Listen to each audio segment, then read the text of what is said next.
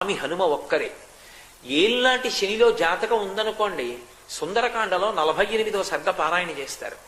48వ సర్గ పారాయణ చేస్తే ఏళ్ళనాటి శని యొక్క ఉపద్రవం కూడా ఉపశమిస్తుంది.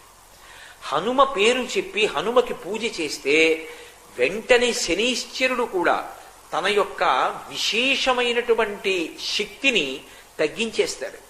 తగ్గించి జాతకుడికి శాంతి కలిగేటట్టుగా చేస్తాడు. ఆయన లాంటి మహానుభావుడు, ఆయన అంత తేలికగా ప్రసన్నమయ్యేవాడు మీకెక్కడా కనపడడం. హనుమ విషయంలో మీకు ఎదురుగుండా ఒక మూర్తిని కూడా పెట్టి పూజ చెయ్యక్కర్లేదు. భయం వేసిందనుకోండి, ఎప్పుడైనా ఒక చీపురు పుల్ల తీసి మీకు ఎదురుగుండా రాయి కనపడితే రాయో ఏదో ఒకటి తీసి ఇసుకలోనో నేల మీదో అది పడిందా లేదా ముద్ర కూడా సంబంధం లేదు, హనుమ అని రాసి నమస్కారం చేసి నిలబడితే చాలు, ఉపద్రవం నుంచి గట్టెక్కుతారు అని చెప్తుంది శాస్త్రం.